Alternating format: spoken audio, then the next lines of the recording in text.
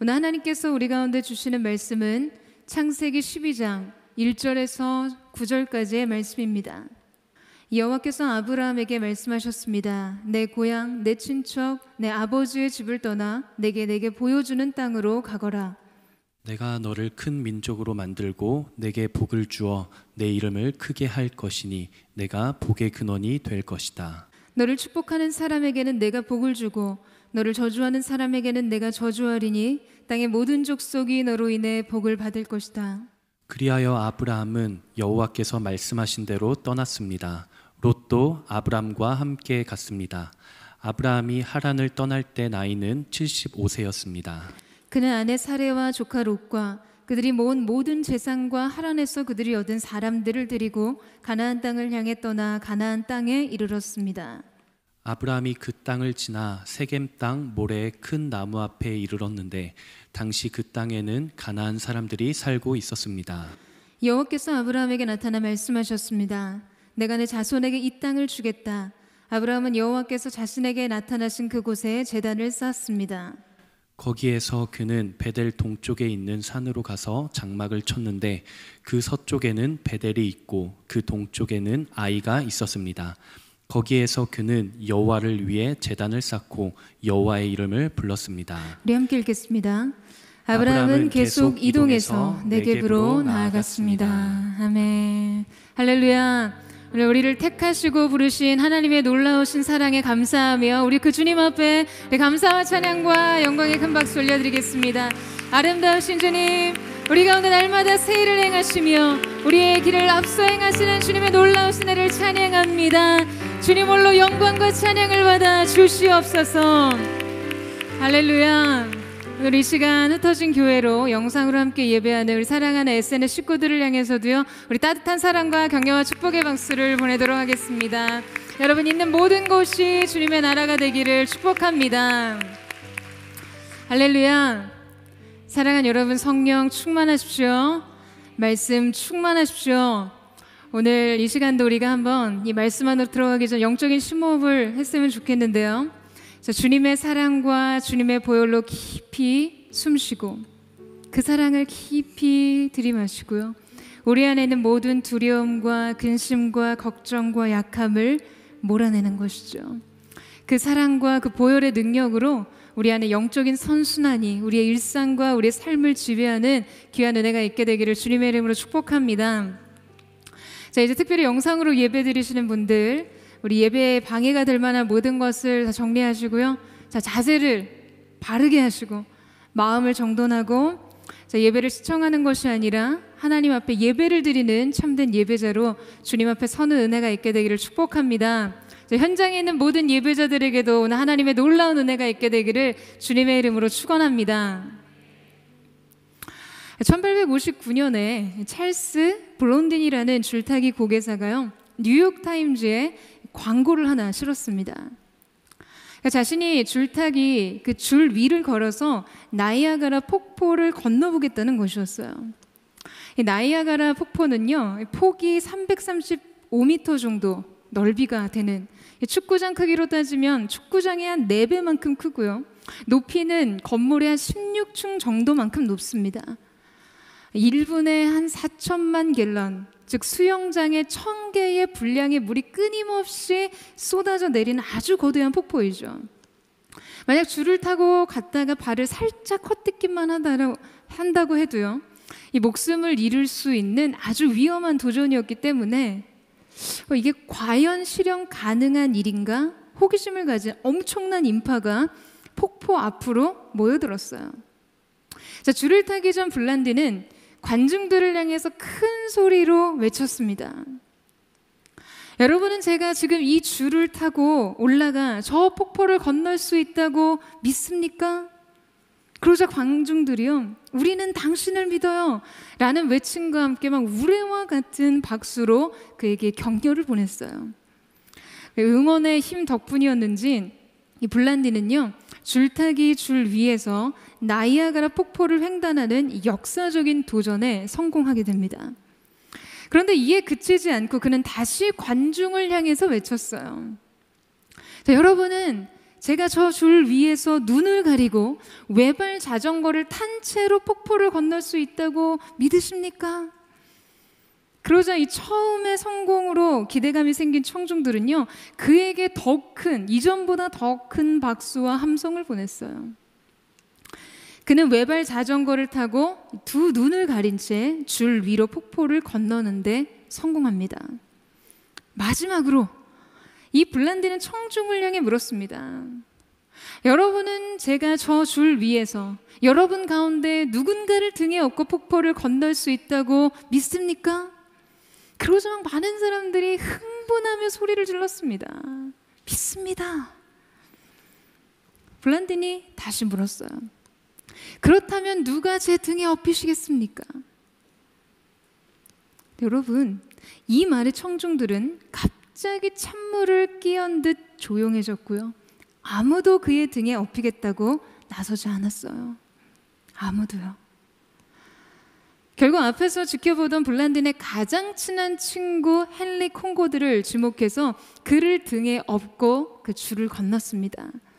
그리고 이 친구는 나이아가라 폭포를 등에 업혀 건너간 세계 최초의 사람으로 기록에 남게 되었죠. 여러분, 이 이야기는요, 경영학에서 신뢰에 대해 말할 때 자주 인용되는 일화입니다. 자, 여러분 어떻게 생각하세요? 블란딘이 그 일을 해낼 것을 믿는다고 환호했던 군중들이 정말로 그를 믿었다면, 결코 그에게 실수가 없을 것을 믿었다면요, 그와 함께 갈 수 있어야 합니다. 그것이 믿음이죠. 여러분, 믿음은 언제나 위험을 포함해요. 예측 불가능한 변수들을 포함합니다. 그렇기 때문에 위험이 배제된 안전한 믿음이란 존재하지 않아요. 그런 건 믿음이 아니죠. 그런데 우리의 신앙이, 우리의 믿음이 이 군중을 닮아 있습니다. 우리는 환호하듯이요, 아멘, 믿습니다를 외치지만 여러분, 정말 그 고백 위에 자신의 삶을 던져야 할 때 주저합니다. 망설여요. 믿음이 도전을 받을 때, 그리고 믿음의 도전을 해야 할 때 주님이 부르시는 그 부르심에 응답할 자신이 없습니다. 분명 믿는다고 했는데요, 누가 나와 함께 가겠냐고 했을 때 우리는 침묵하곤 해요. 왜일까요? 물론 많은 이유들이 있겠죠. 부르심에 대한 확신이 부족하거나, 두려움을 이기지 못하거나, 자신의 연약함에 대한 자신 없음 때문에, 혹은 그 도전이 자기가 처한 상황과 이치에 맞지 않아 보일 수도 있어요. 그러나 결론은 단순합니다. 그 길을 갈 만한 믿음이 없기 때문이에요. 위험을 감수하고 싶지 않습니다. 그러니까 자기에게 속한 것들이 완벽하게 보호받을 수 있는 것만을 원하기 때문이에요. 어떤 위험도 감수하지 않고, 어떤 손실에 대한 부담도 없고, 변화에 대한 적응 없이 아주 명료한 이해 속에 있는 안전지대를 벗어나고 싶지 않은 마음 때문인 것이죠. 여러분, 그러나 기억하세요. 믿음이 없이는 하나님을 기쁘시게 할 수 없습니다. 그리고 그 믿음은 언제나 위험을 포함합니다. 안전한 믿음이란 없어요. 오늘 본문 속에도 이러한 위험한 도전과 모험으로 운명적 부르심을 받은 한 사람의 이야기가 등장합니다. 바로 믿음의 조상이라고 불리는 아브라함이죠. 자, 하나님께서는 아브라함에게 매우 위험해 보이는 도전, 굉장히 많은 손실이 따를 것으로 예상되는 부르심으로 그의 인생을 초청하고 계십니다. 자, 과연 아브라함의 믿음은 관념과 환호 속에 머물렀던 군중의 믿음인지, 실전 능력을 갖춘 행동할 수 있는 믿음인지 함께 우리 살펴보기를 원하는데요.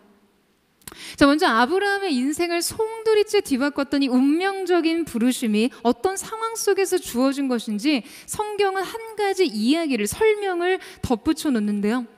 자, 우리 창세기 11장은요, 이 바벨탑 사건 이후 족보가 핵심입니다. 그러니까 낳고 낳고를 반복해요.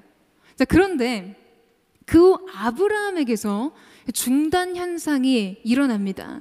자, 여러분 창세기 11장 30절 말씀 보시겠어요? 사레는 아기를 낳지 못해서 자식이 없었습니다. 불임이었어요. 그러니까 낳고를 더 이상 진행할 수 없는 상황이었어요.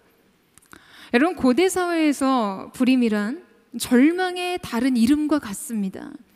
그러니까 이런 친족 중심의 사회에서 자신의 대를 이을 자녀가 없다는 것은요, 미래가 없다는 것을 의미해요.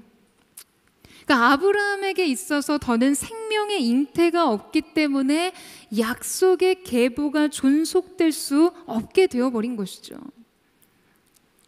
여러분, 우리는 하나님의 구속사적인 관점에서 이 사건을 먼저 이해할 필요가 있습니다. 그러니까 하나님께서 지금 아브라함을 부르실 때 그 부르심은요, 아브라함 한 사람의 인생에 대한 문제가 아니었어요. 그저 아브라함의 가정에 오래된 좌절을 일으키는 것만이 아니라, 그 좌절을 일으키시는 것만이 아니라 지금 그를 통해 일어날 민족, 그를 통해 일어날 하나님의 나라, 그를 통해 일어날 하나님의 구원의 완성을 위한 것이었어요. 여러분, 우리 국가를 이루는 3요소를 배웠죠. 자, 국가를 이루는 3요소 뭡니까? 뭐죠? 국민, 영토, 주권이에요. 그러니까 지금 하나님께서는 그분의 나라를 이루시기 위해서 하나님의 백성을 만드시고 그들에게 땅을 주시고 하나님의 통치를 선포하시기 위해서 아브라함을 부르고 계신 것입니다. 그런데 그 시작이 뭐라고요? 불임이요. 하나님의 백성을 만들어야 하는데 시작이 불임이에요. 여러분, 놀랍죠? 하나님의 새 역사가 이 불임에서 시작되고 있었다는 거예요. 이것이 얼마나 우리가 깊이 들어봐야 될 문제입니까? 이 불임이라는 절망과 어둠 한가운데로 하나님께서 약속의 말씀을 던지십니다. 자, 여러분, 우리가 이것을 통해서 무엇을 알게 됩니까? 하나님의 일하심의 방법에 대해서, 그 방식에 대해서 알게 되죠. 하나님께서는 완벽히 통제된 상황을 허락하신 채로 그냥 아무런 저항 없이 우리의 믿음이 그렇게 자라나기를 허락하시는 분이 아니에요. 우리가 하나님의 일을 아주 깊이 있게 들여다보면 여러분, 때로 고통이 사명이 되고 상실이 부르심이 된다는 것을 깨닫습니다. 이것은 반드시 어떤 고통만이 부르심의 충분 조건이라는 말은 아니에요. 다만 인생의 지독한 아픔마저도 일으키시며 고통의 문제 안에서도 이유를 찾게 하시는 그 주님의 섭리를 깨닫게 되는 것이죠. 한계와 결핍 속에서 변화와 기적이 시작된다는 것을 말해요. 자, 여러분 보세요. 분명히 있어야 할 것이 인생에 없습니다. 하나님의 역사의 계보를 이어가기 위해서 반드시 있어야 할 그 낙호가 없다는 것이에요. 그런데 하나님의 부르심이 지금 그 고통과 연결되어 있습니다. 하나님의 약속이 그 한계와 결핍과 연결되어 있다는 것이에요. 여러분, 하나님께서는 이 결여된 시작을 통해서 여러분 무엇을 보여주시기를 원하시는 것일까요? 우리는 반드시 있어야 할 것이 없는 이 인생의 공난을 통해서 가장 중요한 한 가지를 발견하게 하시는 것이죠. 바로 여호와 하나님이요. 너를 부르는 자가 나 여호와 하나님이다. 여러분, 이것입니다. 불임에서 약속을 세우시는 하나님, 끊어진 생명에서 큰 민족을 일으키시는 하나님, 결핍된 인간을 통해 창대한 부흥의 꿈을 꾸시는 분, 여러분, 그것을 가능케 하실 수 있는 바로 그분이 부르신다는 것이에요. 할렐루야. 여러분, 이 사실이요, 아브라함의 인생을 움직이게 하는 것입니다. 만약 아브라함이 자기의 고통을 보고 한계를 보고 결핍과 장애를 봤다면요, 결코 이 부르심을 받아들이기 어려웠을 것이에요. 하나님을 발견할 수 있는 인생이야말로, 그 하나님을 발견할 수 없는 인생이야말로 여러분 가장 비참한 인생 아니겠습니까? 그러나 그는 그를 부르시는 그 하나님을 보았다는 것이에요. 여러분, 우리는 대개 약속의 내용을 굉장히 중요하게 생각하죠. 내게 약속된 어떤 축복의 내용과 보장된 조건에 관심이 있어요. 그러나 정말 중요한 것은 여러분, 그 약속을 누가 한 것인지에 있습니다. 우리 주변에 사기 당하시는 분들을 보게 되면요, 문제는 그들이 제시한 어떤 보장된 약속, 뭐 수익이라든지 안정성이라든지, 여러분 그런 게 문제가 아니에요. 그 내용이 얼마나 화려하고 설득력 있습니까? 자, 그런데 여러분, 그러나 뭐가 문제입니까? 그 약속을 한 사람이 사기꾼이라는 게 문제죠. 그렇지 않아요? 그것을 지킬 수 없는 사람이 한 약속이라는 것이 문제예요. 여러분, 아브라함의 부르심에 있어서 가장 중요한 것은 본질적으로 그의 믿음도 아니고요, 그가 가지고 있었던 그에게 주어진 상황과 문제도 아니었어요. 중요한 것은 그의 중단된 미래를 다시 여실 수 있는 분이 그를 부르셨다는 사실입니다. 여러분, 이것이 운명적 부르심의 핵심입니다. 이것이 믿음의 기초가 되어야 하는 것이에요. 여러분, 저와 여러분의 인생 속에서 우리가 부르심 앞에서 확인해야 할 것은요, 바로 이것입니다. 그 부르심이 누구로부터 온 것인지. 그분이 하나님이시라면 고통의 크기가 사명의 크기가 되고, 문제의 크기가 하나님께서 일으키시는 역사의 크기가 되는 것입니다. 여러분, 이 사실을 믿으세요? 사랑하는 여러분, 오늘 여러분에게 있어서 더 이상 꿈꿀 수 없이 멈춰버린 인생의 문제들은 무엇입니까? 그러니까 내 인생에 계속해야 할 이 낙호의 역사가 단절되고, 생명 대신 미래 대신 불임과 중단이 선언된, 여러분 그런 영역이 있으십니까? 그것은 무엇입니까? 여러분, 그 불임의 영역, 중단된 생명의 역사, 그 희망이 없는 단절 속에서 위대하신 하나님을 발견하세요. 사랑하는 여러분, 여러분을 부르신 분이 하나님이시라면 하나님께서는 여러분의 고통을 사명이 되게 하시고, 그 한계와 그 결핍 속에서 능력과 기적을 발견하게 하실 줄로 믿습니다. 저는 오늘 저와 여러분이 이 예배 속에서 바로 이 위대한 발견, 이 믿음의 기초가 세워지는 거룩한 역사가 있게 되기를 주님의 이름으로 축원합니다. 그 놀라운 은혜를 사모하는 저와 여러분 되시기를 주님의 이름으로 축복합니다.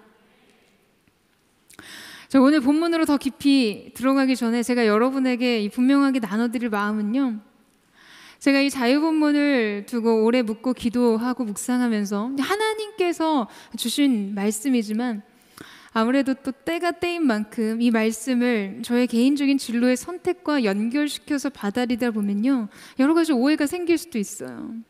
그 부분이 조금 우려가 돼서 제가 고심하다가도 또 하나님께서 한 주간 이 말씀에 오래 머물게 하셔서 사랑하는 여러분과 함께 이 말씀을 나누게 됐습니다. 그러니까 이 부분에 대해서 설교자의 겨냥된 의도를 첨가하시면 여러분의 믿음에 방해가 돼요. 그저 순수하게 여러분의 영혼과 믿음의 문제에 적용하게 되면 하나님께서 오늘 여러분의 인생 속에 새로운 믿음의 영역의 문을 열어주실 줄로 믿습니다. 자, 이제 하나님께서 아브라함에게 찾아오셔서 그를 부르시는 장면을 볼 텐데요. 여러분, 우리의 인생에는 중요한 두 가지 핵심 이슈가 있습니다. 하나는 아이덴티티예요. 그건 예수 그리스도로 인해 구원을 받고 하나님의 사랑 안에 있는 우리 자신을 이해하는 정체성이고요. 또 다른 하나는 데스티니, 즉 나의 인생에 대한 목적의식, 하나님의 부르심을 발견하는 것입니다.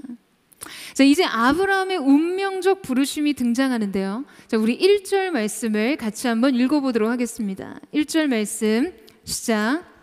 여호와께서 아브라함에게 말씀하셨습니다. 내 고향, 내 친척, 내 아버지의 집을 떠나 내가 내게 보여주는 땅으로 가거라. 자, 중요한 두 가지 명령이 나옵니다. 바로 떠나는 것과 가는 것이죠. 우리는 대부분 이 두 가지의 개념을 하나로 여기지만 여러분 사실상 그렇지 않습니다. 제러미 리프킨이라는 사회학자가 이런 말을 했는데요. 꿈은 우리를 원하는 곳으로 데려다 줄 수 있지만 그곳에 도달하기 위해서는 먼저 내가 뒤에 무엇을 남겨야 하는지를 정확하게 알아야 한다라고 이야기를 했어요. 그러니까 우리가 남겨두고 버려둘 것을 제대로 정확하게 알지 못하면 앞으로 나아가도 나아간 것이 아니라는 것이에요. 여러분, 출애굽한 이스라엘 백성들이요, 그들의 과거, 곧 애굽에 남겨두고 올 것이 무엇인지를 몰랐기 때문에 광야에서 여전히 애굽에서 구했던 것을 똑같이 구했던 모습을 보여줍니다. 반복적으로요. 그들은 애굽에서의 이 노예 근성을 버리지 못하고 왔어요. 그들은 자기 민족의 과거의 역사가 하나님의 구원으로 인해서 종결되었다는 것을 이해하지 못했어요. 그래서 반복적으로 조금만 힘들어지면, 조금만 어려운 일을 만나면 뒤를 돌아봅니다. 이것은 어떤 그리움이나 추억 따위가 아니에요. 그저 여전히 과거 속에 사는 것이죠. 과거의 나로 사는 것이에요. 여러분, 그러면 간 것이 아닙니다. 그러면 떠난 것이 아니에요. 내가 무엇을 버리고 무엇을 남겨둬야 하는지를 정확하게 알아야 떠난 것이죠. 하나님의 새로운 부르심 앞에서 이것이 정리되어야 합니다. 하나님께서는 아브라함에게서도 그것을 말씀하세요. 아브라함이 버리고 떠나야 할 것을 명시된 세 개의 단어로 말씀하고 계시죠. 내 고향, 내 친척, 내 아버지의 집. 원문으로 보게 되면 이 세 가지의 단어 앞에는요, 모두 철저한 분리를 나타내는 전치사가 붙어 있어요. 하나님께서 본토, 친척, 아비집이라고 말씀하시면서 본토라는 내 고향이라는 넓은 영역에서, 친척이라는 중간 영역으로, 그리고 아버지의 집, 즉 작은 영역으로 아브라함이 떠나야 할 것들을 점점 구체적으로 말씀하셨어요. 그러니까 그 범위가 점점 좁아지죠. 그러니까 뒤에 남겨두고 와야 하는 것이 무엇인지를 정확하게 파고들며 말씀하고 계신 것이죠. 여러분, 당시 고대 사회는요, 이 친족 중심의 사회였어요. 오늘날 같이 이 치안이 안전하게 정비되어 있지 않았기 때문에 친족 단위로 모여 살면서 모든 안전과 모든 공급의 문제들을 해결했습니다. 그래서 이렇게 친족이 많다는 것은요, 그 사람의 유력함을 보여주는 조건과 같았어요. 그러니까 고대 사회에서 본토, 친척, 아비집을 떠난다는 것은요, 오늘 우리가 이해하는 그 정도의 개념과는 달라요. 그냥 아주 정스러운 자기 고향집을 떠나고 익숙한 어떤 생활 방식을 떠난다는 의미만이 아니라는 것이죠. 그것은 자신의 안정과 공급이 보장된 모든 삶의 기반, 곧 생존의 근거까지도 내려놓는다는 의미를 포함합니다. 그러니까 갈대아 우르는 메소포타미아 문명이 발생한 지역으로요, 천혜의 자연환경이 굉장히 비옥한 땅과 풍요롭고 안정된 지역이었어요. 여러분, 이것은 아브라함이 현재 누리고 있는 사회적 유대 관계와 경제적인 기반, 그리고 그가 누렸던 각종 기득권과 같은 편안한 삶 그 자체를 상징합니다. 위험과 손실에 대한 부담 없이 보장된 삶을 제공하는 안전지대를 나타내는 것들이에요. 그런데 그에게 하나님께서는 그것을 떠나라고 하세요. 그리고 아브라함은 그의 아버지 데라, 그리고 롯을 데리고 말씀대로 그 길을 떠납니다. 그런데 그런데 여러분, 떠나는 것만으로 왜 충분하지 못한지가 나타나요. 사도행전 7장 말씀에 보면 스데반의 설교가 나오는데요. 스데반이 설교에서 이 말씀을 언급하고 있습니다. 자, 우리 사도행전 7장 2절에서 4절 말씀을 같이 한번 읽어보도록 하겠습니다. 시작. 이 말에 대해 스데반이 대답했습니다. 형제들이여, 그리고 어르신들, 내 말을 들어 보십시오. 우리 조상 아브라함이 하란에 살기 전 아직 메소포타미아에 있었을 때 영광의 하나님께서 그에게 나타나 내 고향과 친척을 떠나 내가 내게 보여줄 땅으로 가거라고 말씀하셨습니다. 그래서 아브라함은 갈대아 땅을 떠나 하란에 가서 살았습니다.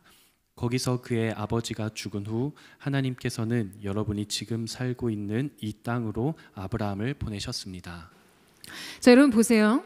아브라함이 하란에 살기 전 메소포타미아, 즉 갈대아 우르 지역에 있을 때 하나님께서 그를 부르시고 그에게 말씀하셨어요. 그래서 분명 아브라함은 이 부르심에 자신의 모든 것을 걸고 떠나는 듯 보입니다. 자, 그런데 뭐라고 이야기합니까? 그가 하란에 가서 살았다고요. 여러분, 하란은요, 지정학적으로 가나안으로 가기 위해 유브라데 강을 건너기 직전의 지역입니다. 한번 지도를 보시겠어요? 갈대아 우르가 자연적으로 아름답고 아주 풍요로운 곳이었다면 이 하란은요, 니느웨와 바벨론은 물론 다메섹과 두로, 그리고 애굽을 연결하는 교통의 요충지였어요. 그러니까 사람들의 왕래와 무역이, 교역이 활발하게 이루어지는 굉장히 화려한 최대 상업도시였던 거죠. 그러니까 이 하란에 지금 유브라데 강을 건너서 가나안으로 가지 못한 채 이 하란에 아브라함과 그의 아버지 데라가 하나님의 부르심을 따라 가나안을 향해 가다가 멈췄다는 거예요. 그리고 바로 이곳에서 거주합니다. 여러분, 히브리유, 곧 히브리인, 히브리 사람이라는 말은요, 강을 건너온 사람들이라는 뜻입니다. 강 건너편의 사람들이라는 그런 의미예요. 이 당시 고대 사람들의 종교 개념상 어떤 강이나 바다를 건너면 다른 세계로 들어간다고 믿었어요. 그래서 그 강을 쉽게 건너지 못하는 거예요. 그러니까 그들에게 다른 차원의 삶을 살 준비가 되지 않았던 어떤 이유가 있었다는 것입니다. 자, 여러분, 이것이 오늘날 믿음의 사람들의 현실이기도 합니다. 하나님을 만난 첫사랑의 감격을 가지고요, 그 구원의 은혜를 누리다가 자신을 향한 하나님의 부르심과 삶의 목적을 발견하게 되죠. 그래서 우여곡절 끝에 부르심을 쫓아 믿음의 여정을 시작하지만 결정적으로 이 유브라데 강 앞에서 대부분 멈춰버린다는 거예요.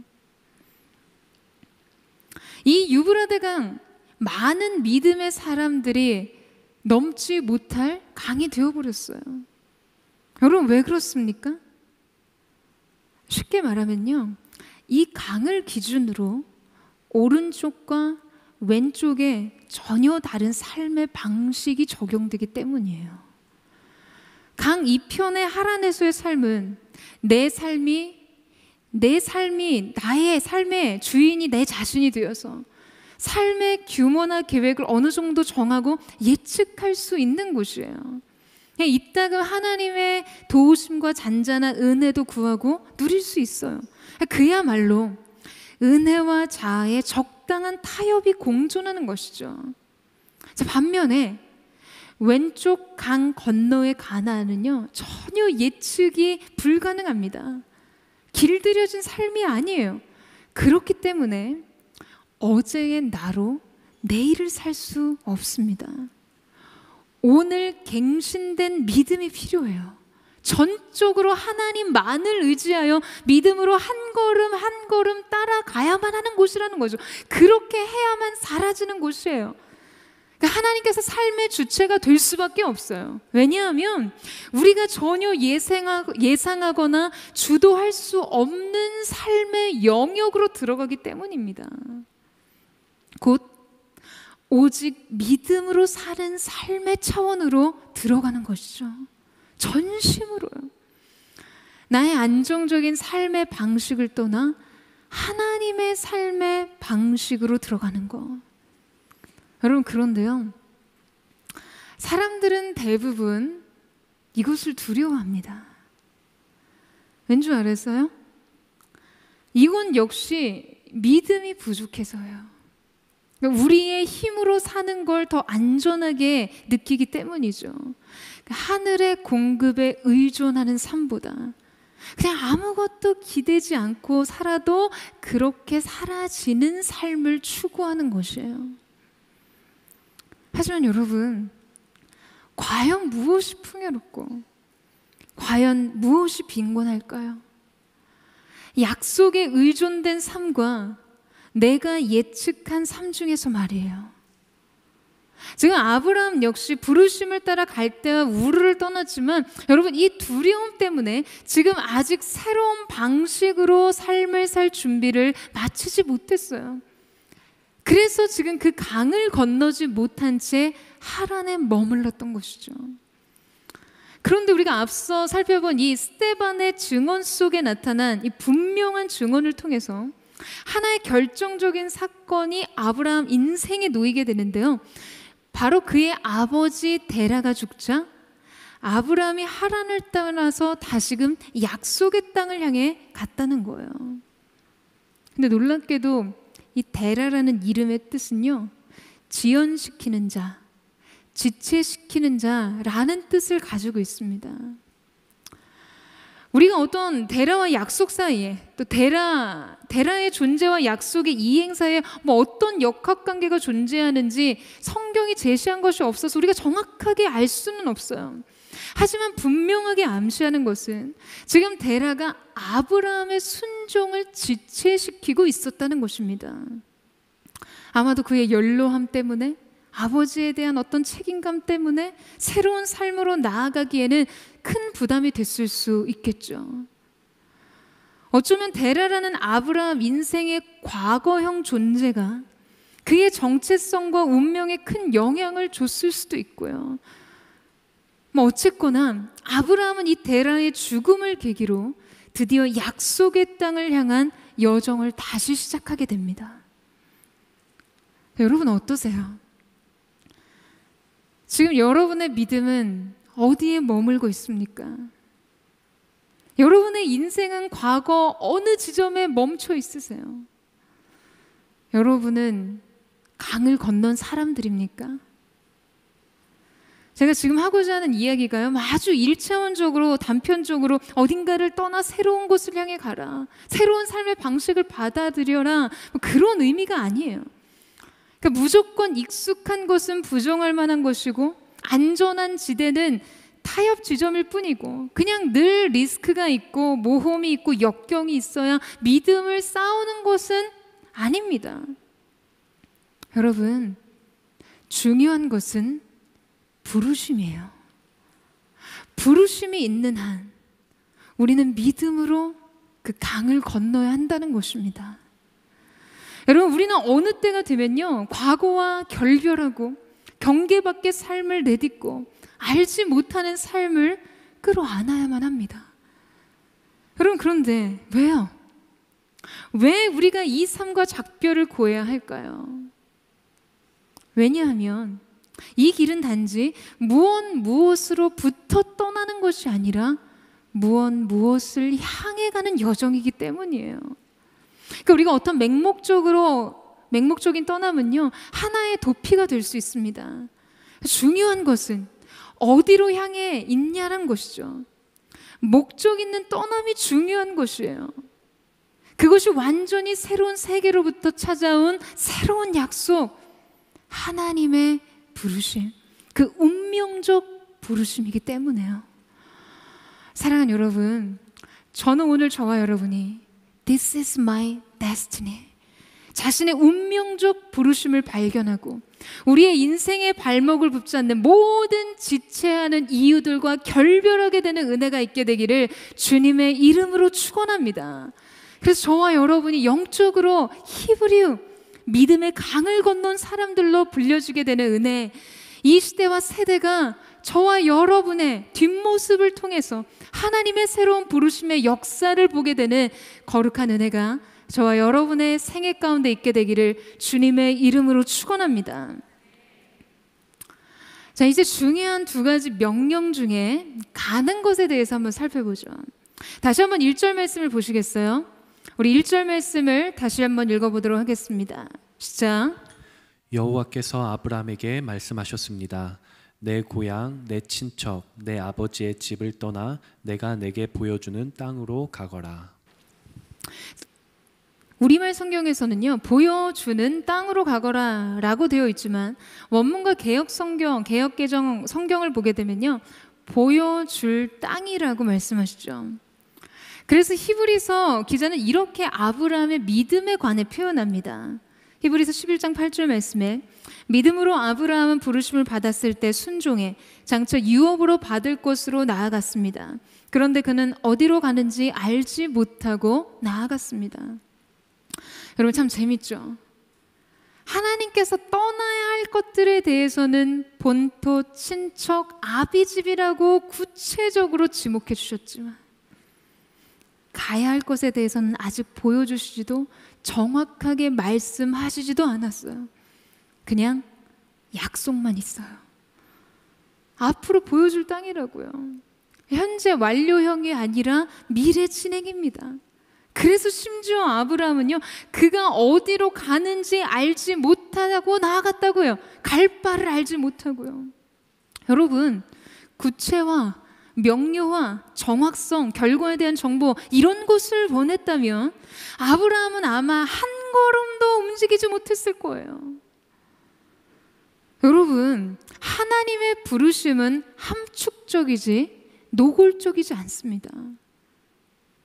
그렇지만 하나님이 지시할 새 땅이 갈대아 우르와 같은 문명의 발원지나 하란과 같은 최대 도시가 아니더라도요, 아니 그래도 적어도 알고는 떠나고 싶지 않겠어요? 그런데 예수님께서도 너는 나를 따르라 라고 말씀하실 때 절대 어디로 가는지 말씀하지 않으셨어요. 그 여정은 온전히 주님께 달려있어요. 부르심의 주체만이 분명할 뿐인 것이죠. 이때 우리는 그러나 만일 어떤 일이 발생합니까? 들에 그런 의심들이 일어납니다. 근데 여러분, 이러한 태도는요, 믿음이 아니에요. 여러분, 놀라운 경험은 우리가 믿음을 가지면 그 믿음의 자세는요, 우리가 순종하면 어떠한 일들이 생길지에 대해 상관하지 않게 됩니다. 결과에 대한 관심을 갖지 않게 된다는 것이에요. 결과가 중요한 것이 아니라 내가 그분을 따르고 있는가, 그 자체가 중요하기 때문에 그 기준으로 걸어가고 있기 때문입니다. 그래서 결과에 자유해져요. 놀랍죠? 주님, 만약 제가 여기서 순종한다면 어떤 결과가 발생하나요? 이런 반응은요, 하나님을 신뢰한다고 말은 하지만 사실 조금도 그분을 믿고 있지 못한 것입니다. 믿음은 어디로 이끌리는지 전혀 모른 채 오직 이끄시는 분이 누구인지를 알고 그분을 사랑하고 그분께 모든 것을 맡기는 것입니다. 여러분, 이 사실을 믿으세요? 여러분, 이 사실을 믿으세요? 여러분, 우리가 어디로 가는지 알지 못해요. 그러나 우리를 가게 만드시는 분이 누구인지는 알고 있어요. 우리가 우리의 내일을 기대하고 소망할 수 있는 것은 우리를 사랑하시는 하나님께서 이미 거기 계시기 때문입니다. 제가 SNS 청년부에 처음 부임할 때 공동체 예배 인원이 76명, 순장이 9명이었어요. 제가 목요일에 순장들과 첫 인사를 나누는데요, 정말 아득하더라고요. 뭘 어떻게 해야 될까? 부임 인사를 하던 첫 예배에서 제가 설교 후에 이 조도를 조금만 낮춰달라고 이야기를 했는데요, 불을 끌 줄 모른다는 거예요. 그러니까 불 끄는 게 어디 있는지도 모른다는 말이었어요. 안내 팀도 없고 중보 팀도 없고 MC담도 없었어요. 앞으로 어떻게 해나가야 할까? 여러분, 알고 시작했던 것은 아무것도 없었습니다. 여러분, 저는 계속해서 알지 못하는 길을 가요. 그런데 분명한 것이 있어요. 거듭 확인하고 확실한 것만이 있어요. 주님의 부르심이요. 저를 부르신 그 주님을 알아요. 사랑하는 여러분, 그거면 충분하지 않으세요? 모든 것을 아시는 그 주님을 우리가 안다는 사실, 이 명료함 하나면 모든 불확실성을 받아들일 수 있는 것입니다. 요새 주변에서 제게 많은 질문을 하세요. 앞으로 계획이 뭐냐고요. 그런데 여러분, 구체적인 계획보다 중요한 것은 분명한 비전과 끈질긴 기도입니다. 여태까지 계획 세워서 계획대로 산 게 아니거든요. 비전을 따라 산 것뿐이죠. 여러분, 우리가 그렇잖아요. 살다 보니까 계획은 별로 중요하지 않아요. 계획은 때로 세워도 바뀌거든요. 그러나 비전은 바뀌지 않습니다. 비전은 변하지 않아요. 그래서 여러분의 인생 가운데 그 비전이 확실하다면, 그 비전에 믿음을 걸면, 그 비전에 인생을 던지면 어느 순간 하나님의 인도하심과 눈앞의 현실이 마치 시줄과 날줄이 엮여서 하나의 고리를 만들듯 명료한 구체적 응답의 증거들이 현실 가운데 우뚝 세워지게 되는 것입니다. 비전과 기도가 여러분의 인생의 예비하심을 만들어내는 것이죠. 여러분, 이 사실을 믿으십니까? 그래서 우리의 인생은요, 계획을 따라 사는 것이 아니라 비전을 따라 사는 것임을 배우게 되는 것이에요. 사랑하는 여러분, 앞이 보이지 않아도 두려워하지 마세요. 이미 여러분의 미래를 보고 계신 분이 계세요. 바로 그 주님께 가십시오. 그 주님을 붙드세요. 그 주님을 알고 믿고 신뢰함으로 우리 인생에 주어진 모든 불확실성을 믿음으로 끌어안을 때 여러분의 인생은 놀라운 은혜들로 가득 채워지게 될 것을 믿습니다. 저는 오늘 저와 여러분 가운데 그 놀라운 은혜와 축복이 있게 되기를 주님의 이름으로 축원합니다. 자, 이제 믿음의 도전뿐만 아니라 아브라함에게 주신 축복들이 7가지가 열거되는데요. 사실 오늘 이 본문 말씀은 제가 이 사역자로 제 삶을 시작하면서 하나님께서 제 인생 가운데 주신 인생의 약속이었어요. 그래서 이 본문을 여러분과 자세히 나눌 수 있다면 좋은데요. 자, 이 7가지 복에 대해서 나누려면 오늘 SNS 2부 예배가 있지 않으면 어려워요. 그래서 제한된 시간 때문에 축복은 여러분이 어디에서나 많이 들으실 테니까 저는 호통으로 마무리를 하겠습니다. 할렐루야. 좋으시죠? 자, 그럼 이제 우리 5절에서 6절 말씀을 같이 한번 읽겠습니다. 5절에서 6절 말씀 시작. 그는 아내 사레와 조카 롯과 그들이 모은 모든 재산과 하란에서 그들이 얻은 사람들을 데리고 가나안 땅을 향해 떠나 가나안 땅에 이르렀습니다. 아브라함이 그 땅을 지나 세겜 땅 모래의 큰 나무 앞에 이르렀는데 당시 그 땅에는 가나안 사람들이 살고 있었습니다. 자, 여러분, 무슨 말씀입니까? 아브라함이 가나안 땅에 들어갔는데요, 그 땅에 가나안 사람들이 살고 있었다는 거예요. 아니, 뭐 당연한 말을 해요. 한국에 가니 한국 사람이 있더랍니다. SNS 공동체에 오니까 SNS 청년들이 있었네요. 바보 같죠? 여러분, 그런데 지금 이 말씀에 좀 더 깊은 의미가 있어요. 하나님께서 가라고 하셔서 화려한 조건과 수많은 가능성을 두려워하고 가나안에 왔는데 가나안 사람들이 있었어요. 이 말씀은요, 하나님이 무슨 백지 주듯이 아브라함에게 빈 땅을 주신 것이 아니란 의미입니다.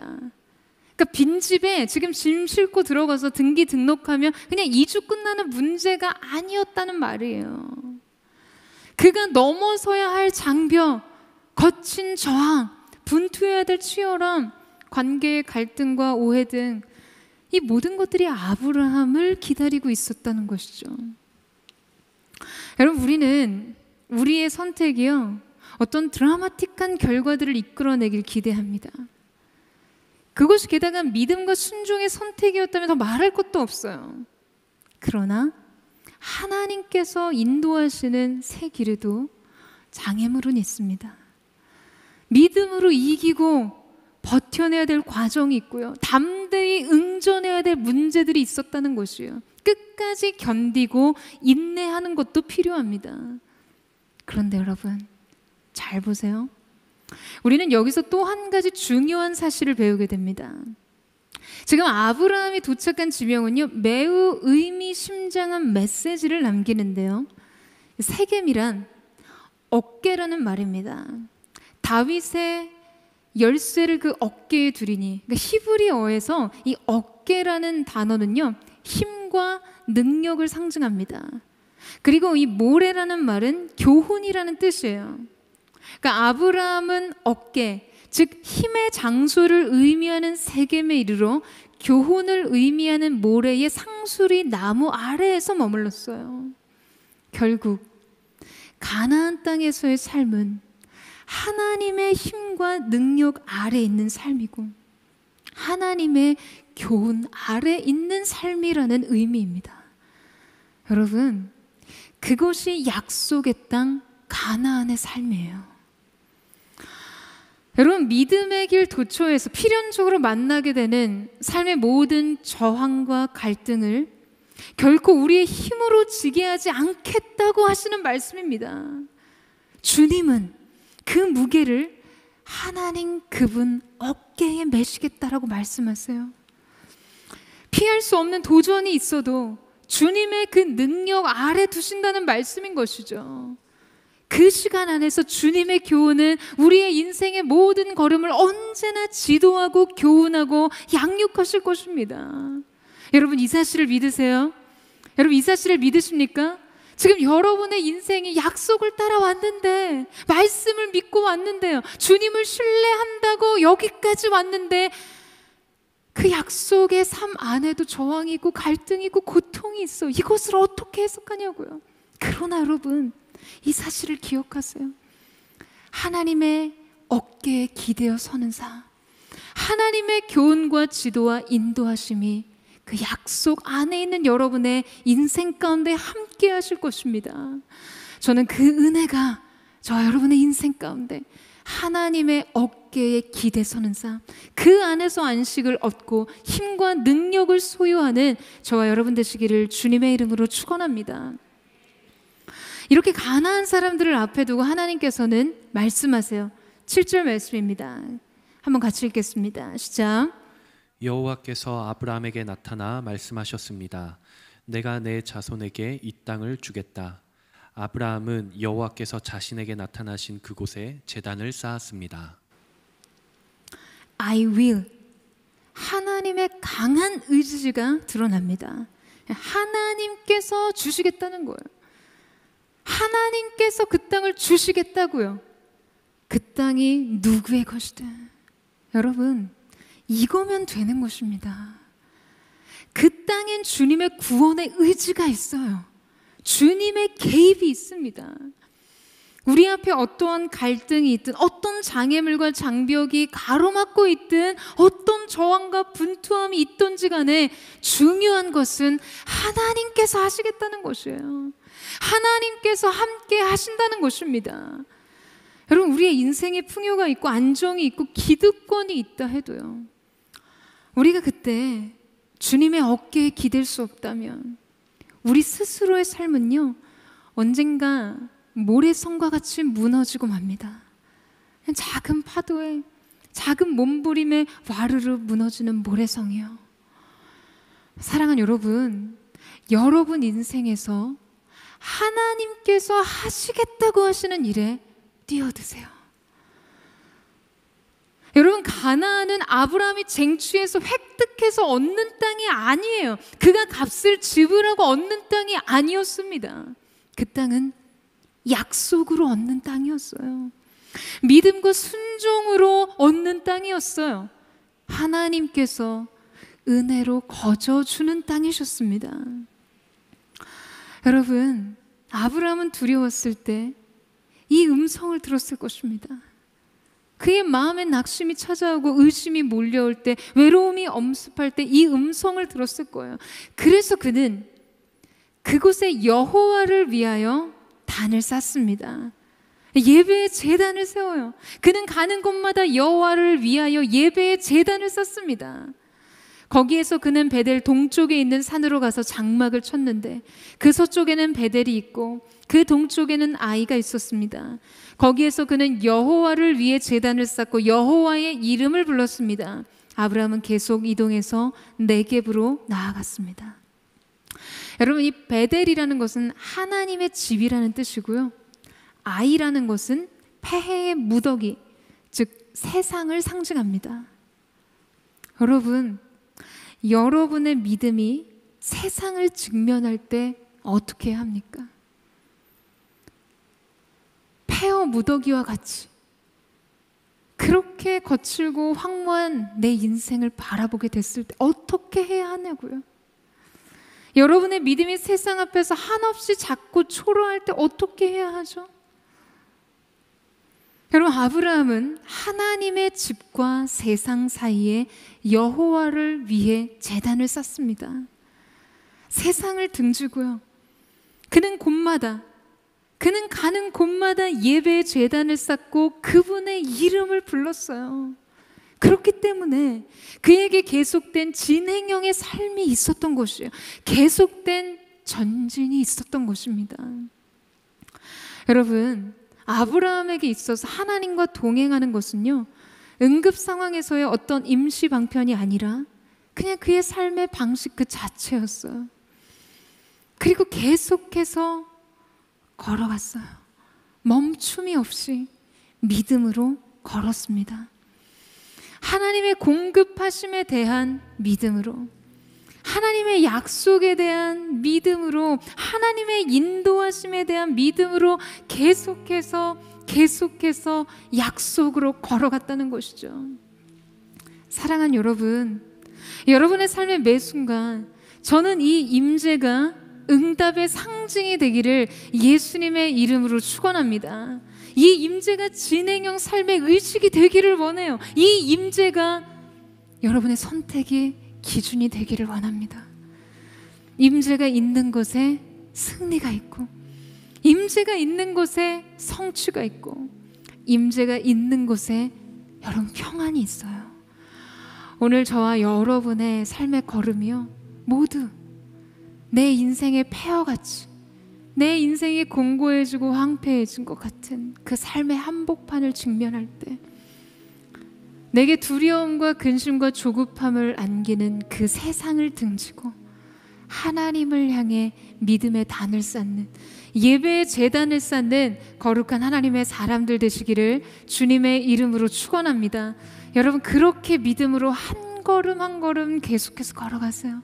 그때 하나님께서 여러분에게 마침내 약속하신 모든 것을 은혜로 허락하실 줄로 믿습니다. 오늘 이 운명적 부르심 앞에서 하나님의 놀라우신 은혜의 역사를 경험하는 저와 여러분 되시기를 주님의 이름으로 축원합니다. 우리 함께 찬양하며 기도하며 나아갔으면 좋겠습니다. 사랑하는 주님, 오늘 우리가 우리의 정체성을 결정한 하나님의 사랑, 우리를 구원하신 그 하나님의 자녀로 우리의 삶을 선택하신 우리의 삶의 정체성의 자리를 넘어서 더 높은 부르심, 운명적 부르심의 자리로 나아가기를 원합니다. 우리 삶을 향한 주님의 높은 뜻, 하나님 그 인생의 목적을 향해 나아가기를 원하오니 오늘 우리가 하나님 앞에 설 때 주님의 말할 수 없는 사랑과 임재로 우리의 마음을 덮으시고 주님, 우리의 걸음을 인도하여 주시옵소서. 우리 그 마음 고백하며 함께 주님 앞에 나아가기를 원합니다. 나의 부르심, 나의 영원한 소망, 예수님의 영상을 담는 것, 나의 목적, 나의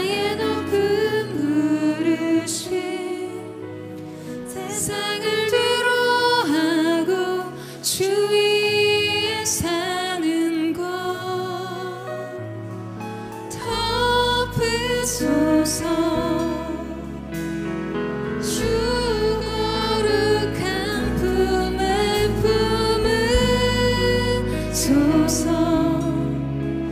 이곳이 나 속한 곳 예수 이끄소서.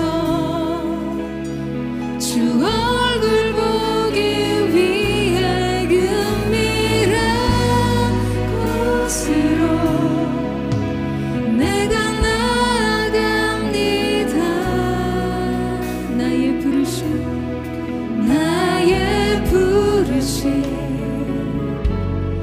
나의 영원한 소망 예수님의 영상을 담는 것. 나의 목적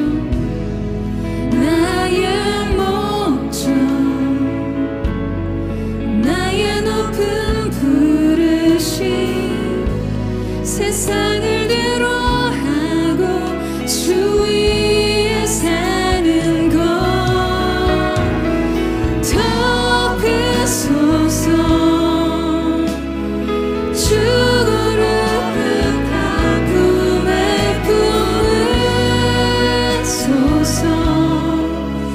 이곳이 나 속한 곳 예수 이끄소서. 주 얼굴 보기 위해 은밀한 곳으로 내가 나아갑니다. 덮으소서.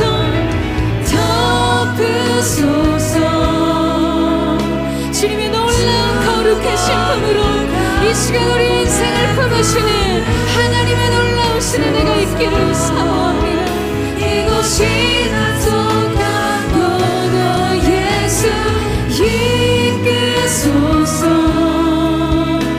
주 얼굴 보기 위해 은밀한 곳으로 내가 나아가. 주님 덮으소서. 덮으소서.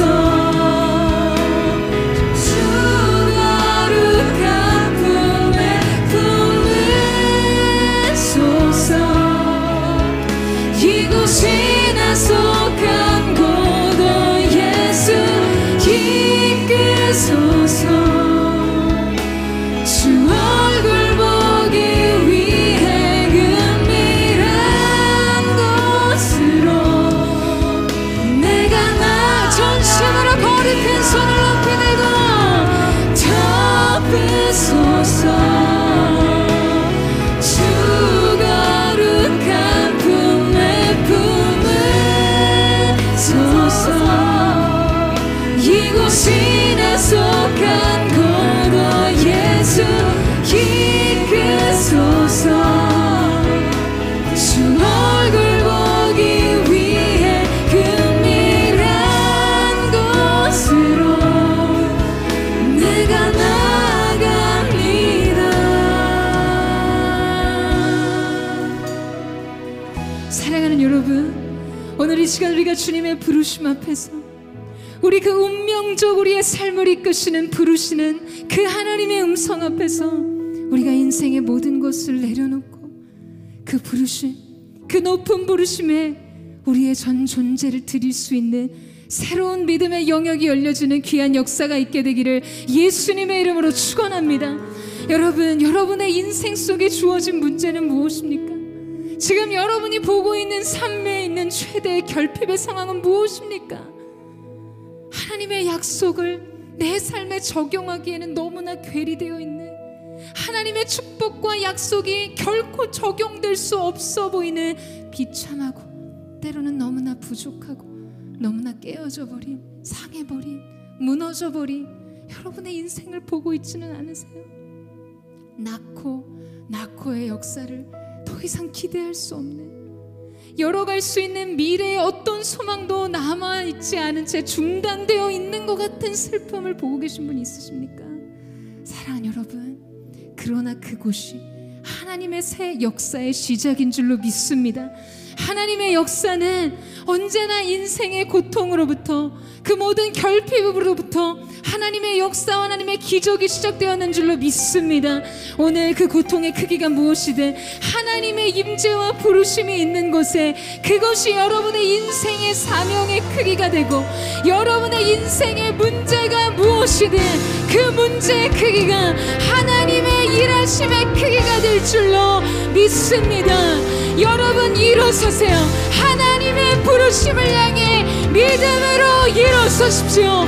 멈추지 않고 전진함으로 그 약속을 향해 나아가세요. 높은 부르심을 향해 두려움 없이 여러분의 인생을 던지십시오.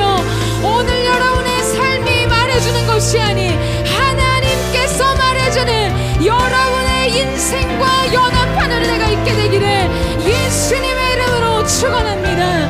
우리 전심으로 주여 한번 부르짖고, 주님 오늘 내 인생 가운데 임하셔서 내 모든 고통이 사명이 되게 하시고, 내 인생의 모든 문제가 주님 나라의 역사가 되게 하여 주시옵소서. 우리 주여 한번 부르짖고 동성으로 기도하겠습니다. 주여, 사랑하는 주님, 오늘 하나님의 사람들의 인생 속에 주어진 불임의 문제는 무엇입니까? 더 이상 하나님의 역사, 하나님의 생명, 하나님의 축복, 하나님의 은혜를 기대할 수 없는 것 같아. 끊어진 소망, 끊어진 미래, 힘을 잃어버린 인생의 연못판이 있다며 주님 오늘 오셔서 거룩하신 주님의 은혜로 기름 부어 주시옵소서. 그 고통 곁에 연결되어 있는 주님의 부르심을 찾게 하여 주옵소서. 그 인생의 결핍 가운데 연결되어 있는 하나님의 영광을 보게 하여 주시옵소서. 하나님의 역사는 중단될 수 없음을 축복합니다. 아버지 하나님, 하나님께서 하나님의 나라와 하나님의 영광을 위해 우리를 부르셨음을 믿사오니, 하나님의 사람들아 모든 인생의 문제를 넘어 크신 주님을 바라볼지어다. 크신 주님을 소망할지어다. 우리가 전심으로 주님과 함께 이 길을 가기를 원하오니, 거룩하신 성령님 기름 부어 주시옵소서. 큰 산 아래가 무엇이냐, 수르바벨 앞에서 평지가 될지어다. 은총이 내게 있을지어다. 힘과 능이 아닌 성령으로 가능한 그 길을 걷기 원하오니 주 역사하여 주시옵소서. 새 일을 행하여 주옵소서. 하나님 주님의 이름을 찬양합니다. 주님의 영광을 향해 달려가기를 원하오니 주님 기름 부어 주시옵소서. 하늘의 문을 여시고 성령님 기름 부어 주시옵소서. 주 말씀에 나는 달려가리라. 주 말씀에 하여 달려가. 주님 달려가리라. 힘도 아니 능도 오직 주님의 성령으로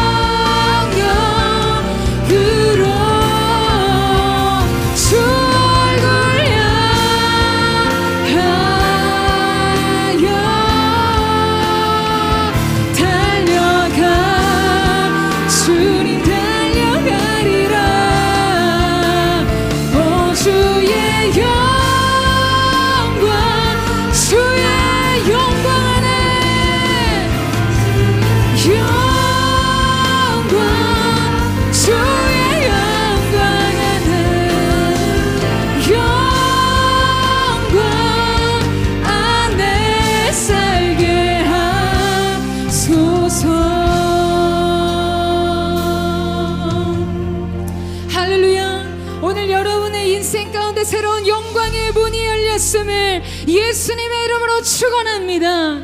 사랑하는 여러분, 오늘 하나님께서 여러분 가운데 승리를 주실 줄로 믿습니다. 오늘 우리는 이 시간 영적으로 상징적으로 이 믿음의 강을 건너기를 원합니다. 하나님께서 주신 약속을 얻기 위해 주님께서 아브라함의 인생뿐만 아니라 아브라함을 통해 하시고자 하신 하나님의 나라의 영광을 이루시기 위해 주님이 부르셨던 그 운명적 부르심을 감당하기 위해서, 여러분, 오늘 여러분 앞에 놓인 그 강은 무엇입니까? 오늘 데라의 이름과 같이 여러분을 여전히 지체시키고 여러분의 믿음의 걸음, 순종의 걸음을 지연시키는 이유는 무엇입니까? 화려한 하란에서의 삶 때문입니까? 그 삶에 대한 미련 때문입니까? 아니면 여러분 자신에 대한 실망감 때문입니까? 두려움 때문입니까? 그것이 무엇이든 여러분 오늘 믿음으로 선포하세요. 오늘 우리를 지연시키는, 믿음의 삶으로 들어가는 삶을 지연시키는 모든 그 이유가 예수님의 이름으로 끊어지기를 축복하며 나아갑니다. 오늘 그 모든 어두운 사슬이 끊어지기를 예수님의 이름으로 축원합니다. 여러분, 오늘 이 시간 우리가 믿음으로 이 강을 건널 때 우리가 믿음으로 선포하며 나아가기를 원합니다. 여러분 앞에 놓인 장애물이 무엇이든, 큰 산이 무엇이든 주님이 선포하라고 하세요. 큰 산아, 내가 무엇이냐? 스룹바벨 앞에서 평지가 될지어다. 이는 힘으로 되지 않고 능으로 되지 않고 오직 나의 힘으로 되느니라. 여러분, 하나님의 어깨에 기대세요. 여러분, 하나님의 교훈 안으로 들어가십시오. 하나님께서 여러분의 인생의 모든 짐을 대신 주실 것입니다. 여러분을 위해 승리를 주실 줄로 믿습니다. 오늘 이 입술의 고백, 입술의 열매를 지어 성취하시는 하나님의 역사가 나타나게 될 것입니다. 우리 전심으로 주여 세 번 부르짖고 우리 합심한 통성으로 기도하겠습니다. 주여, 주여, 주여. 거룩하신 주님, 오늘 이 시간 우리가 믿음으로 이 강을 건너면 전진함으로 멈추지 않고 우리의 발목을 붙잡고 있는 그 모든 우리의 삶에 대한 책임과 실패가, 두려움, 염려와 근심, 이치에 맞는 삶을 계산하는 모든 합리적인 생각을 벗어버리고 하나님의 사람들아, 주님의 나라를 위해 일어날지어다. 하나님의 사람들이 이 시간 주님을 향해 일어납니다. 장애물이 있다 할지라도 믿음으로 그 산을 넘습니다. 믿음으로 이 산을 들어 바다에 던지며 그대로 될 것이라 말씀하신 그 믿음으로 나아가기를 원하오니 거룩하신 주님 역사하여 주시옵소서. 놀라운 영적인 돌파가 있을지어다. 너는 본토 친처 아비집을 떠나라. 하나님, 우리가 뒤에 남겨둬야 돼. 우리 과거의 모든 연약함과 두려움과 근심, 과거의 나의 삶의 평식을 벗어버리고 주님의 나라를 향해 갑니다. 도전하며 나아가오니 주여 역사하여 주시옵소서. 전심으로 주님 앞에 나의 믿음이 있음을 선포하며 나아갑니다. 나의 믿음 주께 있는 십자가 능력 있는 영광 되었네. 주께서 우리 승리케 하시니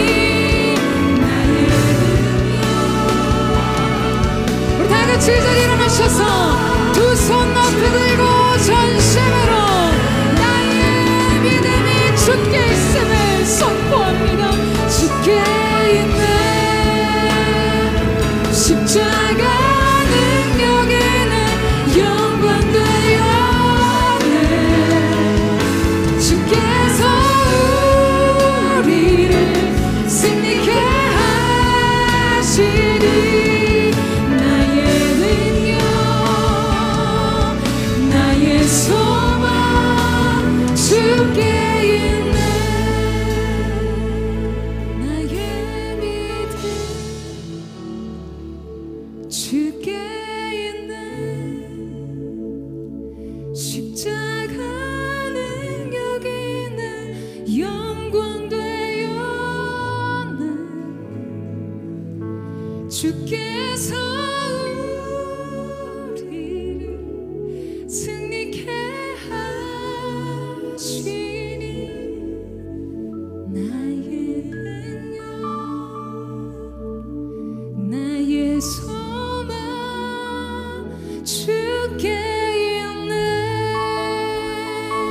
오늘 이 시간 영적인 믿음의 큰 돌파가 있습니다.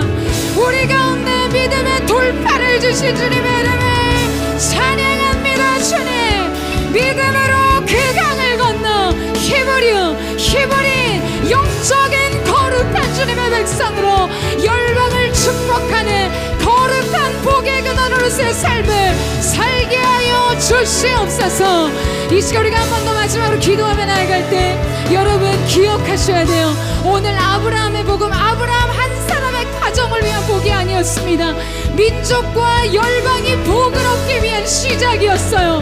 오늘 이 시간 하나님 앞에 드린 여러분의 믿음이 저는 이 세대를 구원할 믿음이 될 줄로 믿습니다.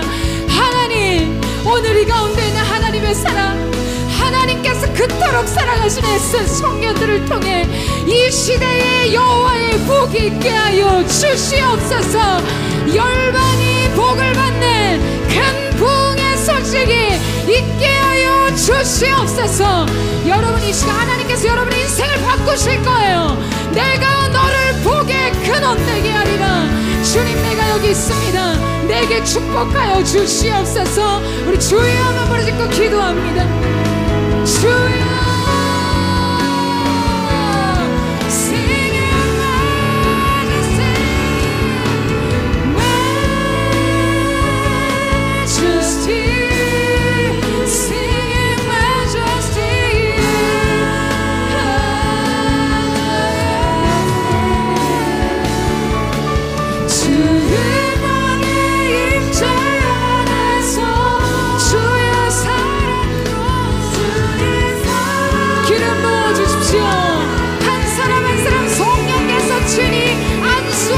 주시옵소서.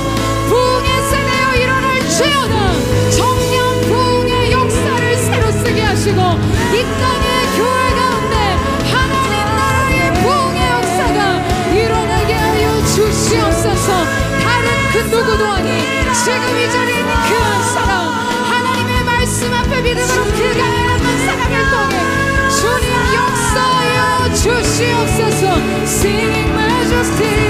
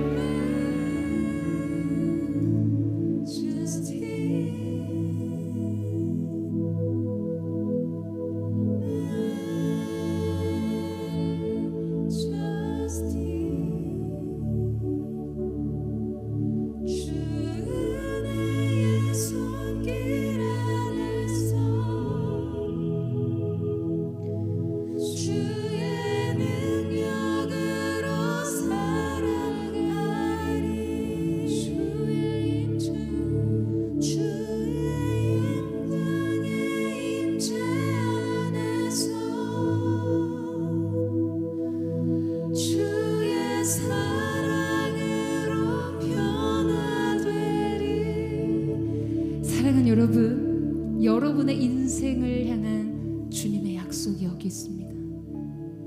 여러분의 인생을 향한 운명적 부르심이 여기에 있어요. 사랑하는 여러분, 주님의 어깨에 기대세요. 여러분의 믿음의 걸음, 여러분의 순종의 걸음을 뗄 때 여러분 앞에 보이는 것들로 두려워하지 마시고요. 너의 인생 내가 책임진다. 내가 반드시 너에게 나의 약속을 이루리라 말씀하시는 주님 안에서 안심하세요. 사랑하는 여러분의 인생 속에 놀라운 승리가 있을 줄로 믿습니다. 여러분의 인생 속에 하나님께서 하시는 위대한 하나님의 나라의 역사가 열려졌음을 예수님의 이름으로 선포합니다. 주님의 나라와 권세와 영광으로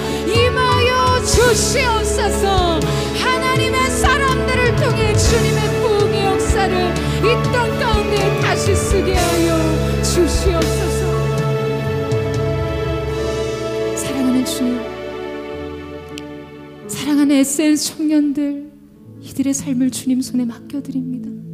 주님의 어깨에 둡니다.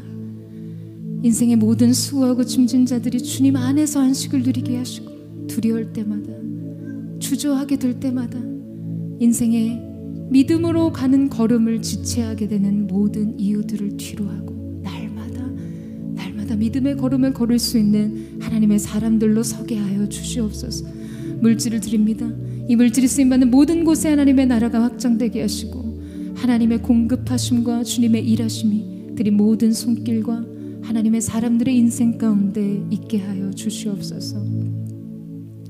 이제는 우리 구주 예수 그리스도의 은혜와 우리 하나님 아버지의 무한 극진하신 사랑하심과 성령의 감화 감동 교통케 하시며 충만케 하시는 역사가 오늘 자신의 인생을 향한 하나님의 운명적 부르심에 믿음으로 응답하며 믿음의 강을 건너 약속을 향해 가고자 고개 숙인 사랑하는 에센스 공동체 믿음의 청년들, 이들의 심령과 가정과 손의 수고 위에, 이들의 미래 위에 이제부터 영원토록 함께 하시기를 간절히 축원하옵나이다.